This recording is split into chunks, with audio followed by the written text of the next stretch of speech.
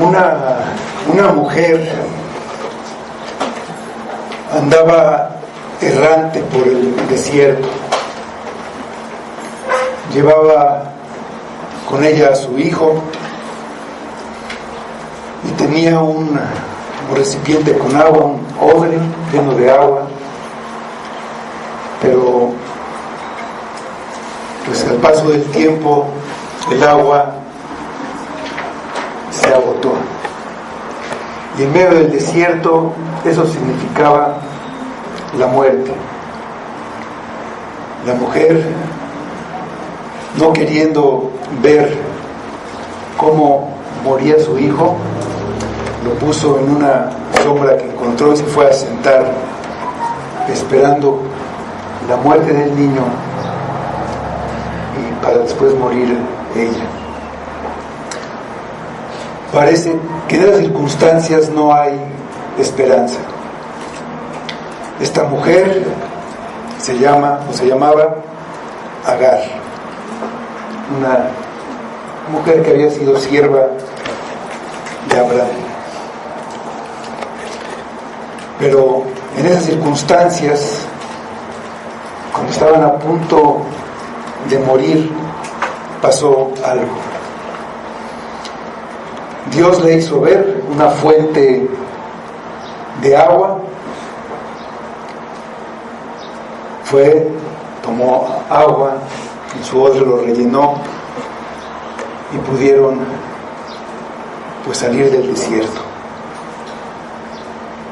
Pues aún en esas circunstancias hay esperanza cuando hay la gracia de Dios.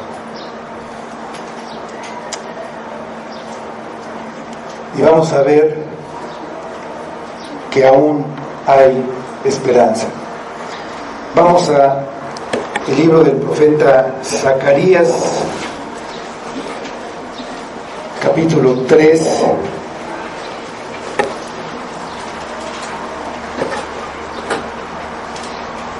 Y vamos a leer de los versículos 1 a 5. Aquí Zacarías está teniendo una visión. Vio a un hombre que estaba midiendo la ciudad, y después de eso empieza a decir de este hombre, y aquí leemos: me mostró al sumo sacerdote Josué, el cual estaba delante del ángel de Jehová, y Satanás estaba a su mano derecha para acusarle. Y dijo Jehová a Satanás: Jehová te reprenda, oh Satanás. Jehová, que ha escogido a Jerusalén, te reprenda. ¿No es este un tizón arrebatado del incendio? Y Josué estaba vestido de vestiduras viles y estaba delante del ángel. Y habló el ángel y mandó a los que estaban delante de él, diciendo: quitadle esas vestiduras viles. Y a él le dijo: mira que he quitado de ti tu pecado y te he hecho vestir de ropas de gala. Después dijo: pongan mitra limpia sobre su cabeza. Y pusieron una mitra limpia sobre su cabeza y le vistieron las ropas. Y el ángel de Jehová estaba en pie. Vamos a orar.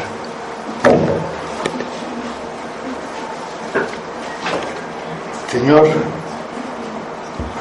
te damos gracias por tu palabra y te pedimos que quites la venda de nuestros ojos, que nos hagas ver y oír en tu palabra la verdad de tu gracia,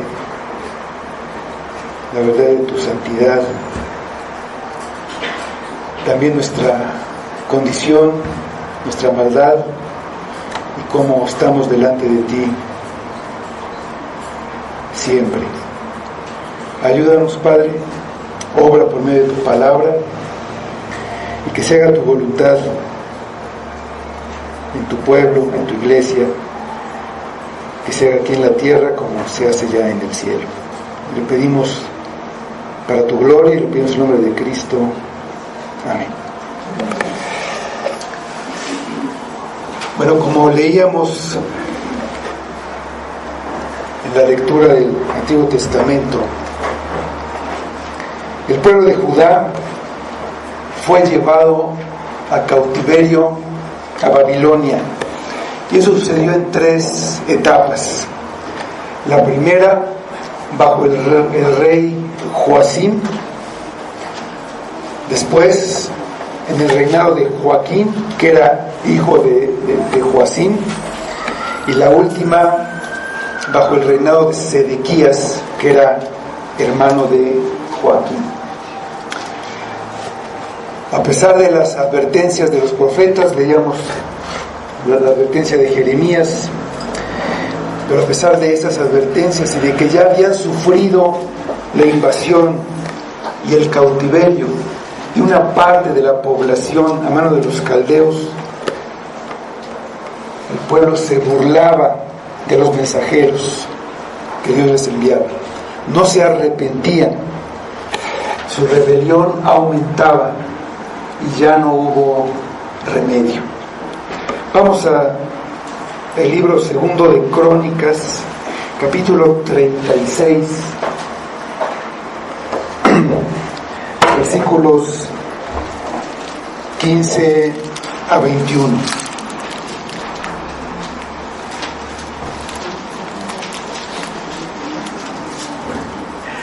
No puedes ver el...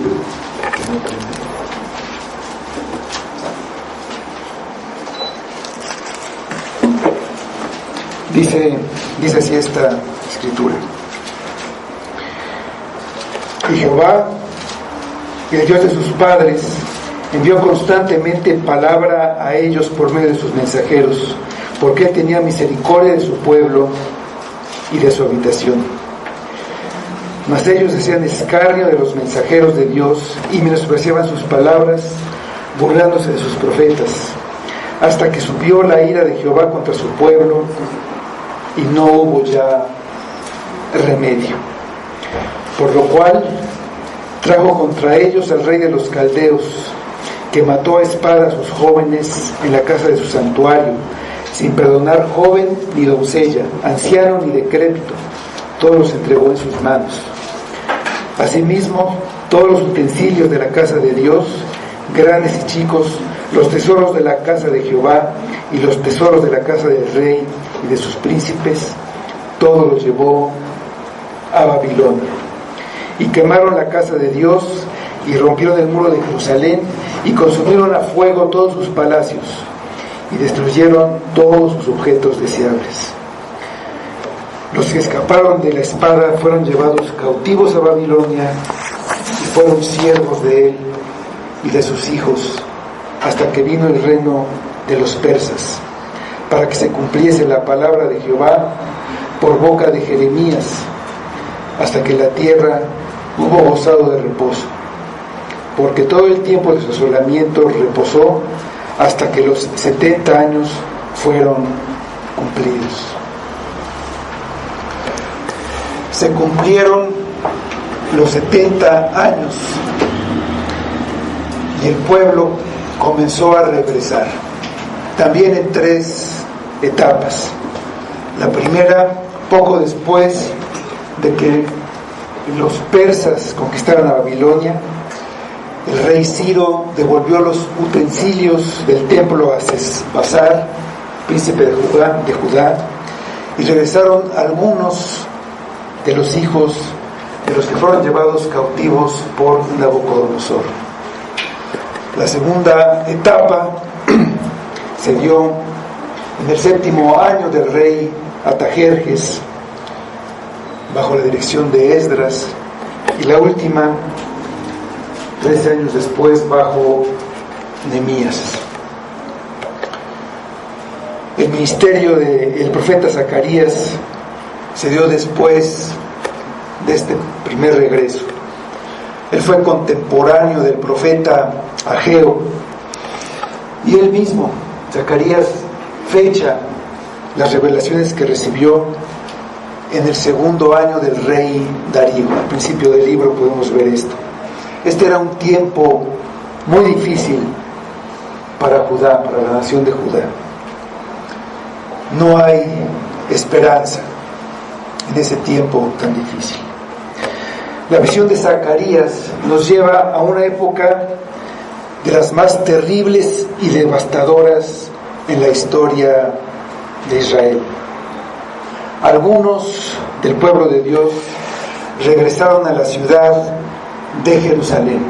Todos regresaron a la ciudad de Jerusalén, que estaba completamente destruida.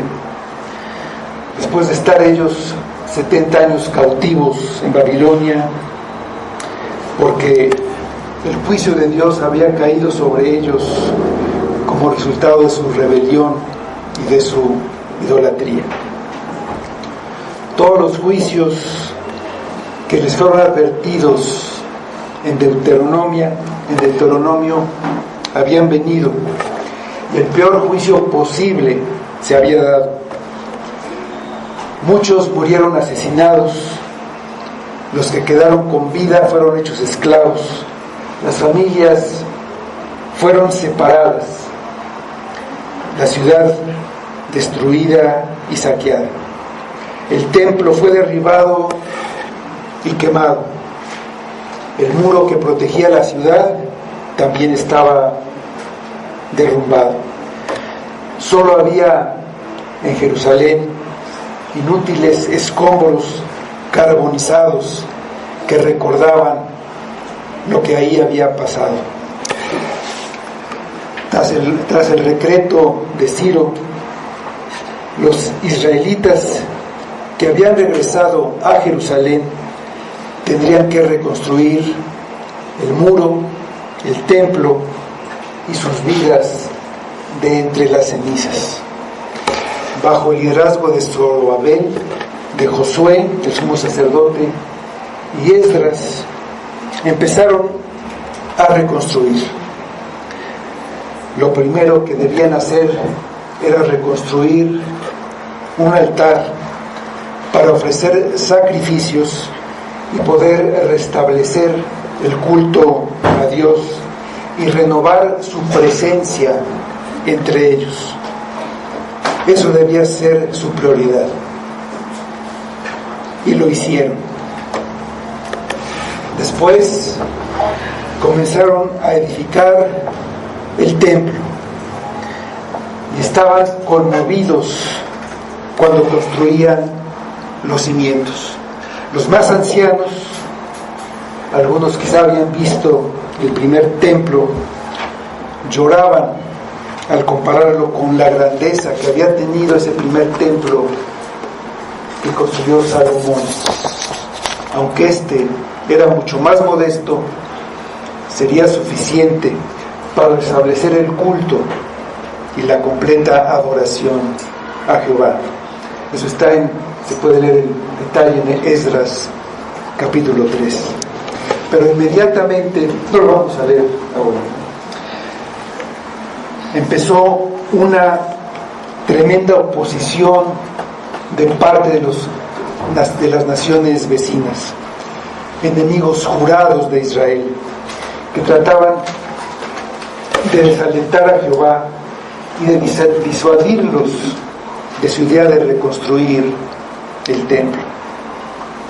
No se contentaron con intimidarlos, hicieron gestiones hasta que consiguieron un decreto del rey Artajerjes, el nuevo rey de Persia, y los israelitas fueron obligados a detener la construcción del templo.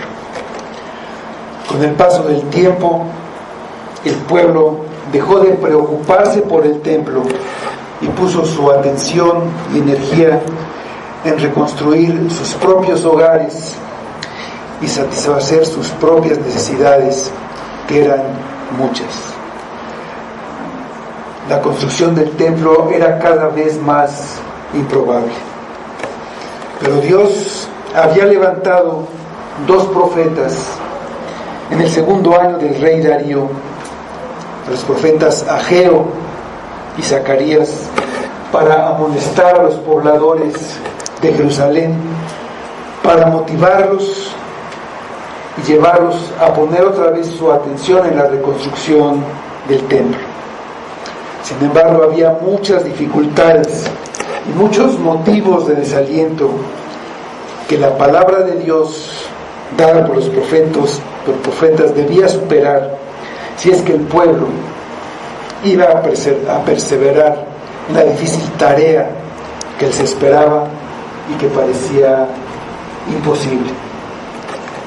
En primer lugar, necesitaban superar la tremenda culpabilidad que pesaba sobre ellos por sus pecados pasados, que había dado lugar al terrible juicio que habían recibido y que había hecho necesaria la reconstrucción del templo.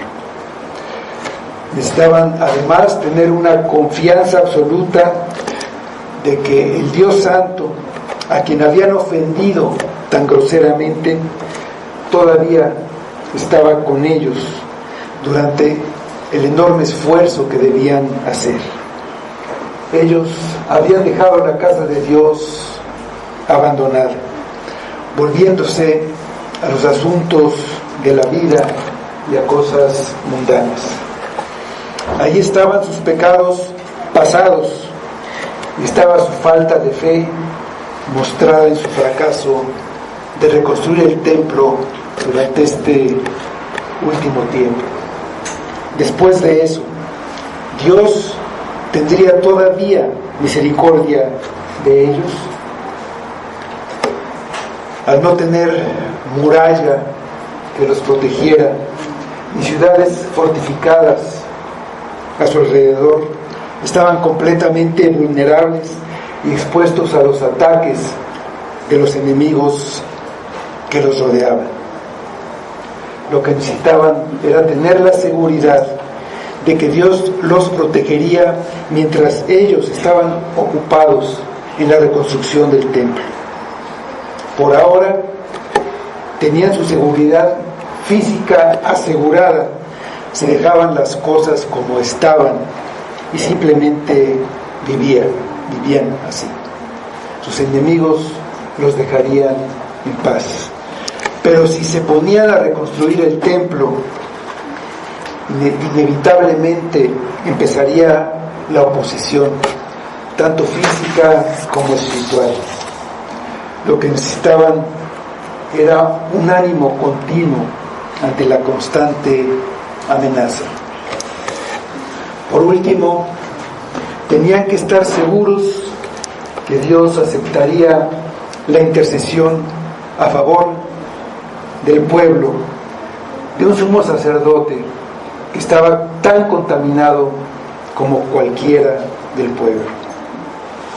Aun si pudieran reconstruir el templo, no serviría de nada si no había un sumo sacerdote que pudiera interceder por ellos en ese templo. Necesitaban quien los representara ante Dios. ¿Aceptaría Dios al impuro Josué? Los israelitas tenían todo en contra, desde cualquier punto de vista. Su situación era desesperada. Ni política ni militarmente podían defenderse. Tampoco tenía nada que ofrecer a Dios. Y Dios tenía toda la razón para rechazarlos por la gravedad de sus pecados y por su rebelión en contra de Él. Tendría que existir un motivo incomprensible de gracia que viniera única y completamente del corazón y del deseo de Dios, de acuerdo a su propio propósito, determinado dentro de sí mismo y aparte de cualquier mérito o merecimiento por parte de la criatura. Si es que Israel todavía pudiera encontrar una esperanza de bendición en circunstancias tan sombrías. La visión dada a Zacarías, junto con el resto de sus profecías y las del profeta Ageo, permiten afirmar que esa gracia realmente estaba presente en el corazón de Dios. Josué, como el sumo sacerdote, representa al pueblo elegido. En este pasaje es Jerusalén, todo el pueblo estaba en Jerusalén. Ese pueblo es llevado a juicio por sus pecados, y vemos esa representación en el sacerdote Josué. Primero tenemos la incomprensible gracia de Dios, y dice el versículo 1: me mostró al sumo sacerdote Josué, el cual estaba delante del ángel de Jehová, y Satanás estaba a su mano derecha para acusarle. En esta visión vemos a Josué, el sumo sacerdote, delante del ángel de Jehová, en lo que parece ser una sala de un tribunal. A su lado derecho estaba Satanás como un fiscal, presentando sus acusaciones ante el juez, ante el Señor, poniendo en duda la capacidad de Josué de representar al pueblo delante de Dios como sumo sacerdote. Satanás es perverso, es el adversario y el acusador. Aquí vemos que sus motivos son malvados e impuros, pero sus acusaciones son verdad. Josué era totalmente culpable delante de Dios. No solamente no era digno de cumplir el oficio de sumo sacerdote, lo que se veía a simple vista, sus vestiduras, su ropa externa, sus ropas viles, eran una manifestación de su impureza interna, teniendo en cuenta que el sumo sacerdote tenía la responsabilidad de purificarse, de lavarse y ponerse ropas impecablemente limpias antes de entrar en el templo.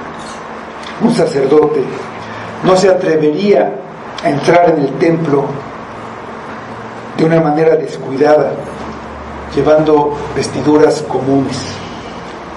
Las instrucciones para las vestiduras de los sacerdotes para servir en el templo eran muy estrictas. No cumplirlas significaba la muerte. Hablando de estas vestiduras, allí en Éxodo dice respecto a estas vestiduras, en Éxodo 28:43,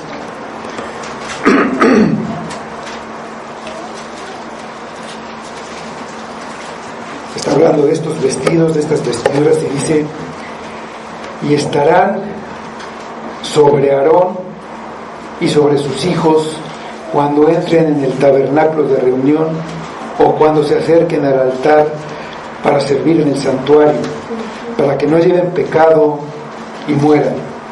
Es estatuto perpetuo para él y para su descendencia después de él. La severa impureza moral de Josué era representativa de un sumo sacerdote buscando acercarse a Dios con vestiduras impuras y contaminadas. Eso significaría una muerte segura para el sacerdote. Y la magnitud de esta impureza se ve al entender el término hebreo traducido como vestiduras viles.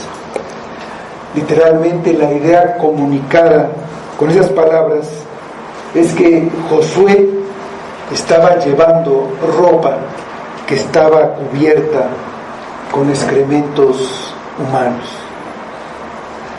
Josué era culpable.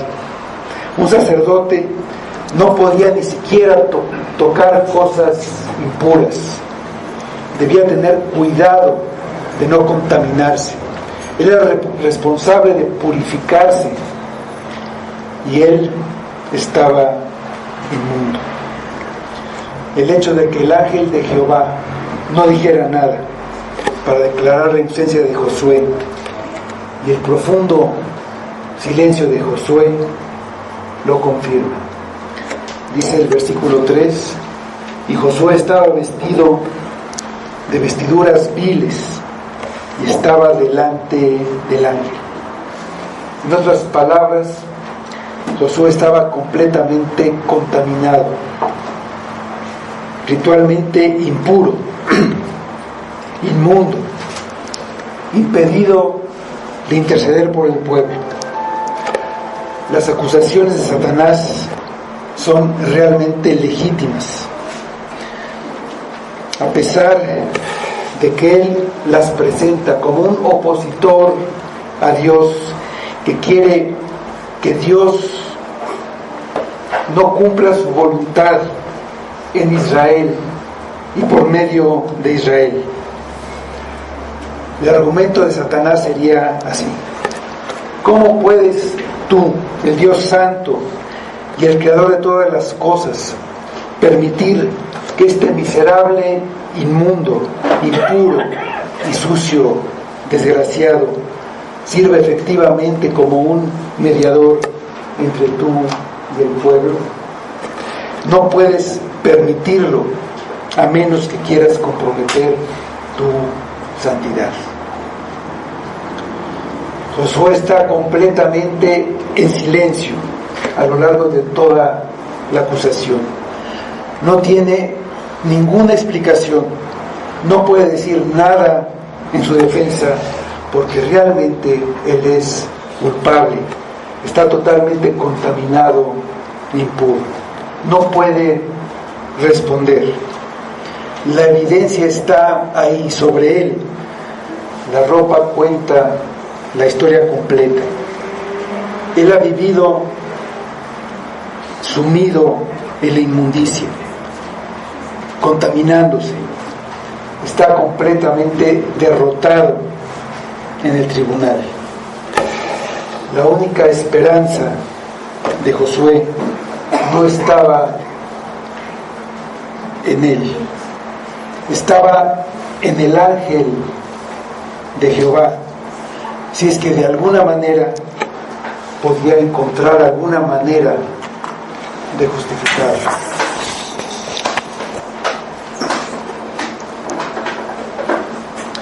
El apóstol Juan, en la visión que tiene en Apocalipsis 5, dice que lloraba mucho porque no había nadie, ni en el cielo, ni en la tierra, ni debajo de la tierra, que fuera digno de abrir el libro que Dios tenía en su mano derecha.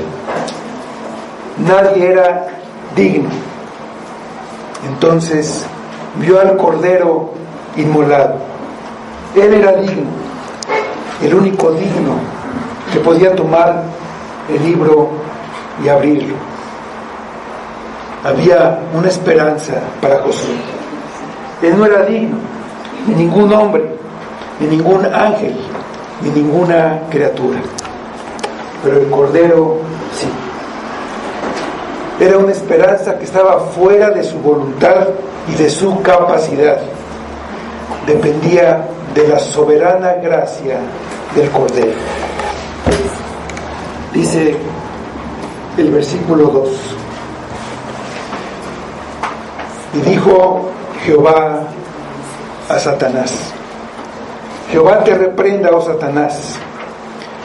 Jehová, que ha escogido a Jerusalén, te reprenda. ¿No es este un tizón arrebatado del incendio? La respuesta del defensor es sorprendente. Parecía que Satanás tenía un caso ganado y que había acorralado al ángel de Jehová, frustrando su perfecta y eterna voluntad. Pero fue reprendido por su insensatez y arrogancia al tratar de acusar a Josué. ¿Quién acusará a los escogidos de Dios? Dios es el que justifica, dice Romanos 8:33. inmediatamente surge una pregunta: ¿cómo puede hacer esto el Señor? ¿Cómo puede aceptar a Josué sin poner en entredicho su propia santidad? ¿Cómo puede Dios permanecer justo y santo? ¿Cómo puede Dios seguir siendo Dios y sin embargo justificar al clara y completamente culpable Josué de estar inmundo, contaminado, impuro? Nuevamente vemos que Dios no niega ni pasa por alto las acusaciones presentadas en contra de Josué. No hay manera de negarlas. Evidentemente, Josué era moralmente sucio, era culpable. En cambio, declara que Josué es un tizón arrebatado del incendio. Josué era un pecador rescatado y redimido, a quien Dios, de alguna manera, cumpliendo con toda la justicia y con toda la ley, justificaría. Así sería librado de la condena ardiente que merecía. En su epístola, Judas habla del diablo disputando por el cuerpo de Moisés. Satanás contendía por su derecho de tener el cuerpo de Moisés en base del error de Moisés en Meriba. Moisés no era digno. La misma reprensión: el Señor te reprenda, Jehová te reprenda. Esa reprensión refrenó a Satanás de reclamar legalmente, judicialmente, el cuerpo de Moisés. ¿Quién es digno? No se necesitan más argumentos. El ángel de Jehová hace callar a Satanás con un solo alegato, un solo argumento: la elección de Dios. Jehová ha escogido a Jerusalén. Jehová ha escogido a Jerusalén. No depende de nada en el pueblo. Dice Romanos 9:16.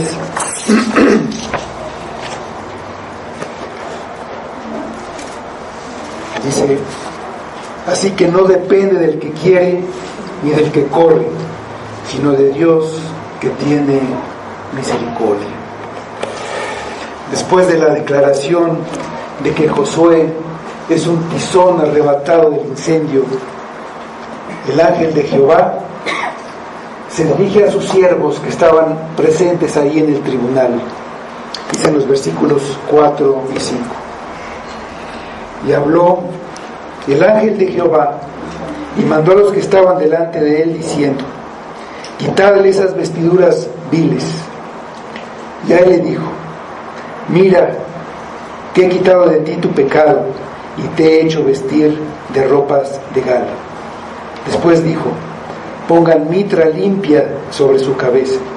Y pusieron una mitra limpia sobre su cabeza y le vistieron las ropas. Y el ángel de Jehová estaba en pie. Lo que está pasando es increíble. El ángel de Jehová perdona los graves pecados de Josué, que merecen el infierno, quitando la culpa que está sobre el indigno sacerdote y reemplazándola por una justicia que es provista por el ángel de Jehová. Las vestiduras viles son quitadas y se le dan ropas de gala para reemplazar sus vestiduras inmundas. La mitra, que era una parte de la vestidura sacerdotal que iba sobre su cabeza, también se le da limpia.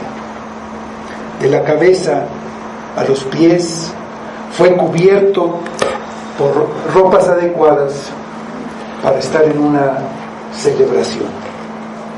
No es solo el perdón de sus pecados, que eso era quitarle las ropas viles, eso era quitar la inmundicia que estaba sobre él. La inmundicia ya no lo cubriría, pero él quedaría desnudo, y así tampoco podría acercarse ni estar en la presencia de Dios. Por lo que el ángel de Jehová no se detuvo ahí, le dio la justicia que solo era de él, una justicia perfecta, cumpliendo toda la ley sin faltar ni un solo punto, y además de su justicia, una obediencia perfecta hasta la muerte, cumpliendo toda la voluntad de Dios. El cambio de vestiduras indica su restauración total ante Dios. Las ropas de gala que se le dan a Josué son el ropaje de fiesta del sumo sacerdote, el más costoso y vistoso, símbolo de la justicia perfecta que pertenece al Mesías. Luego se nos dice que el ángel de Jehová estaba a su lado de pie. Ahora el acusador está desarmado, sus argumentos han perdido todo su peso ante una justicia perfecta. Es derrotado y tiene que cerrar la boca y quedar pasmado. Aquí tenemos una imagen gloriosa y una prefiguración del Evangelio en el Antiguo Testamento. Tenemos una imagen muy clara de la expiación sustitutiva suministrada por el Evangelio de Jesucristo. Tenemos el Evangelio. Por lo que se nos dice de la visión de Zacarías, ¿qué es lo que debemos entender que ha sucedido? Ciertamente que Josué sería recibido y aceptado y legitimado como sumo sacerdote solamente por la gracia de Dios. Pero ¿qué se supone que sucedió con el cambio de ropa de Josué? La sucia y contaminada por los vestidos limpios y de gala. Dios simplemente hace la ropa limpia y aceptable de la nada y simplemente desecha la ropa profanada de Josué solamente porque Él es Dios y Dios puede hacer lo que Él quiera. No, los pecados de Josué deben ser tratados judicialmente y Satanás, el acusador, lo sabía. ¿Qué hace entonces el ángel de Jehová?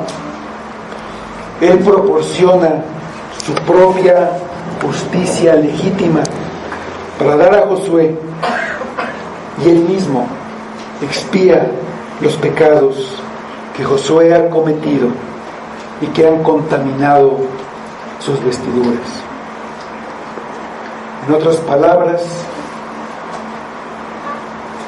en el templo celestial, el sumo sacerdote del cielo media en nombre del sumo sacerdote terrenal y por lo tanto santifica y legitima el ministerio del sacerdote terrenal. Los sacrificios terrenales eran solamente una figura del sacrificio de Cristo, el único sacrificio que quita el pecado. Vamos a Hebreos 9, 24 a 28.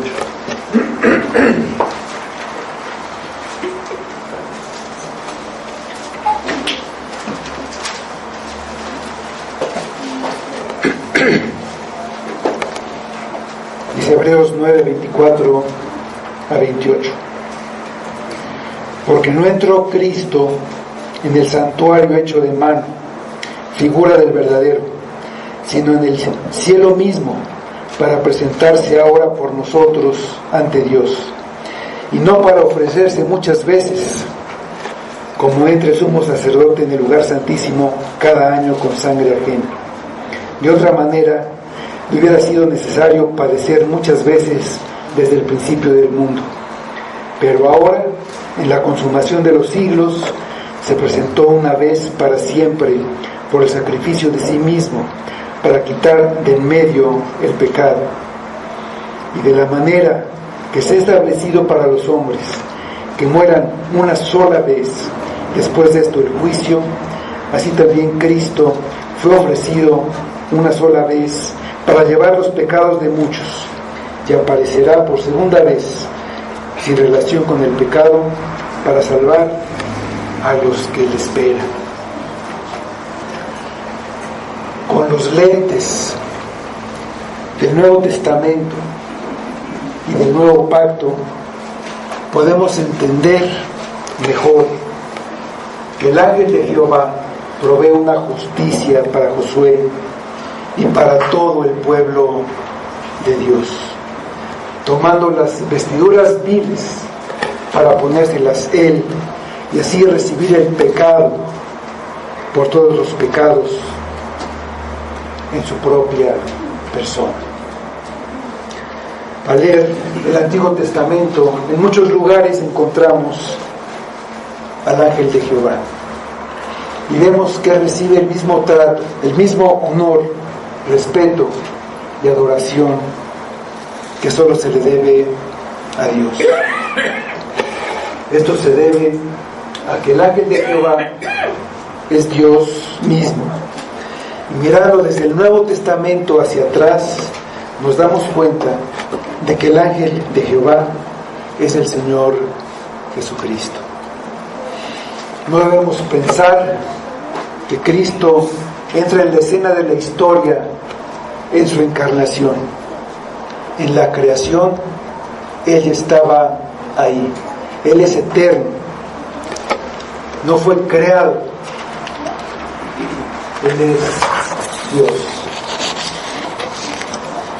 Cuando el ángel de Jehová reprende a Satanás y declara que Josué es un tizón arrebatado del incendio y ordena que sus vestiduras sean cambiadas, y luego se levanta y se pone de pie ante Satanás, el acusador, es como si él estuviera afirmando en su reprensión: Jehová ha escogido a Jerusalén, te he vencido y te derroté, y este hombre, así como todo mi pueblo, encontrará la victoria en mí. Mis ropas nuevas y de gala están sobre él, y yo eliminaré sus impurezas. Pues cierra la boca y no digas más. Jesús se mantiene como el justo y el que justifica a su pueblo.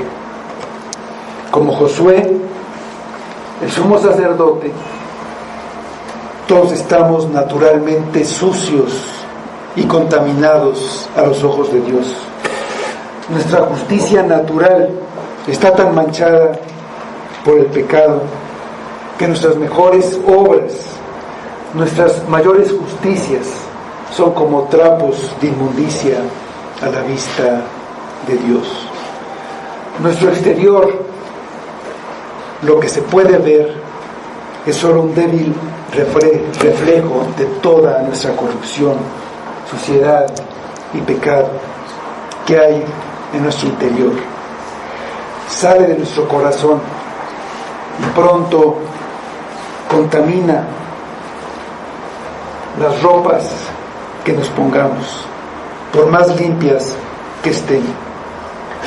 Al examinarnos a nosotros mismos, descubrimos que estamos sin ninguna esperanza al comparecer en el tribunal de Cristo.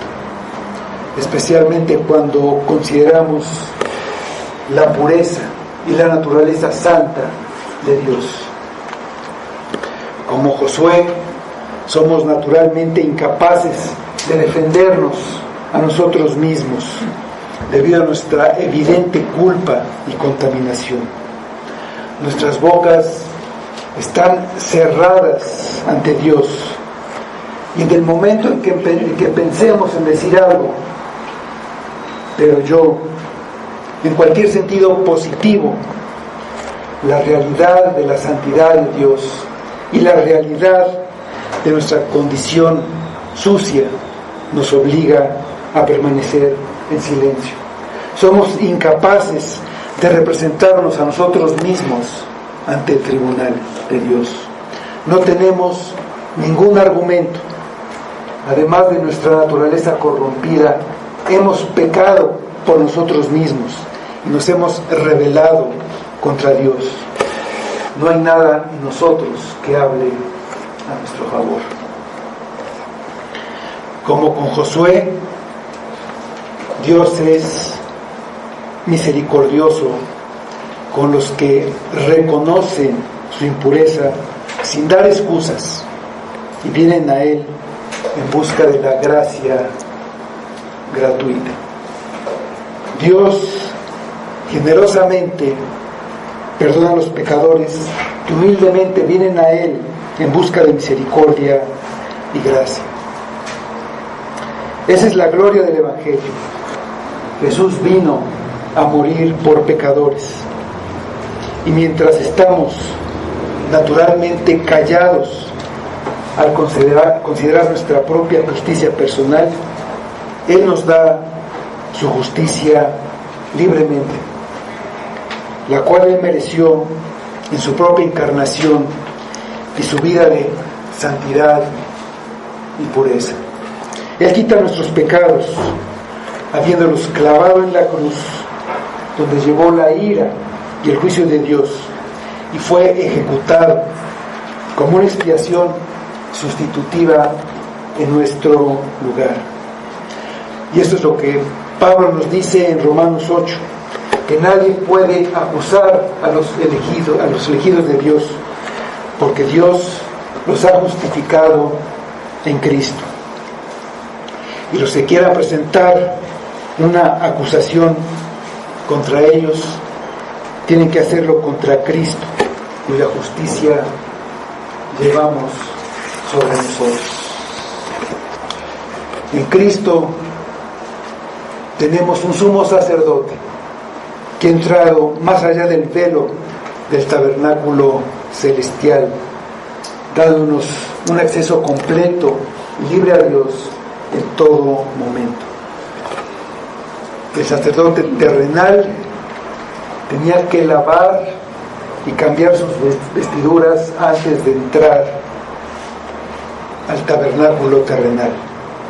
Pero nosotros, por fe, somos lavados por la sangre del sacrificio de Cristo, hecho una sola vez por su pueblo, dándonos acceso libre y para siempre al lugar santísimo del tabernáculo celestial de Dios. El pueblo de Dios son aquellos que están unidos a Cristo por medio de la fe, los que reconocen su incapacidad y confían en la obra de Cristo, que es la que los limpia y los justifica. No importa el grado de contaminación que tengan, las ropas de justicia de Cristo cubren completamente toda inmundicia.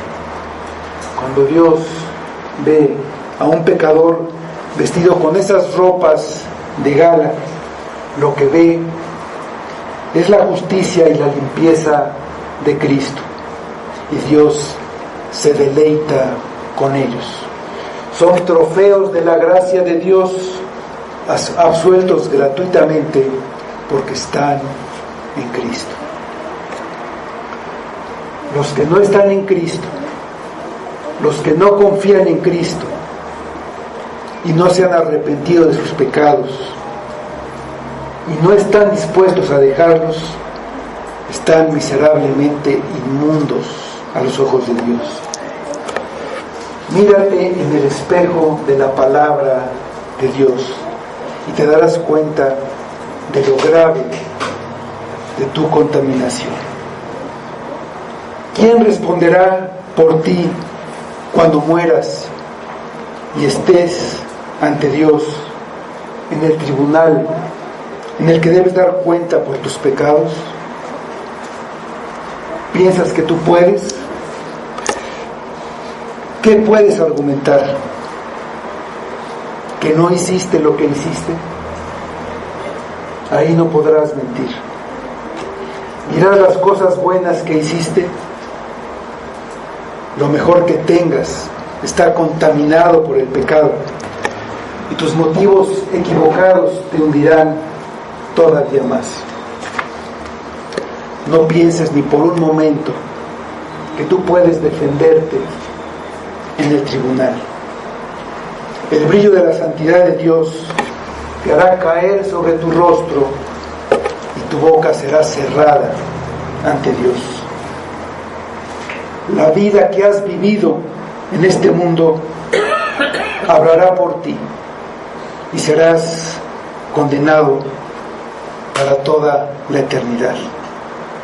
Satanás estará a tu mano derecha acusándote, diciéndote que no eres digno, que eres culpable, y estará reclamando para ti la condenación. Y tú serás el primero en no querer hablar para defenderte. Ni siquiera querrás levantar la vista. Y quizá esto es lo que piensas de ti hoy. Tú sabes lo que has hecho, lo que has vivido, y quizá hoy te sientes sin esperanza.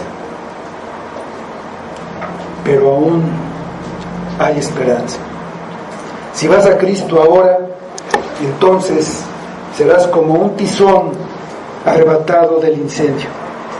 Serás como un leño que fue sacado del incendio antes de que el fuego lo alcanzara. Y no tendrás ninguna razón para tener miedo en ese día, porque el juez mismo será tu abogado. Él contestará todas las acusaciones en tu contra. Responderá con su propia justicia, con la que serás investido. Ninguna condenación hay para los que están en Cristo Jesús. Ven a Cristo ahora. Todavía puedes hacerlo. Si vienes a Él, no te echa fuera. Vamos a orar.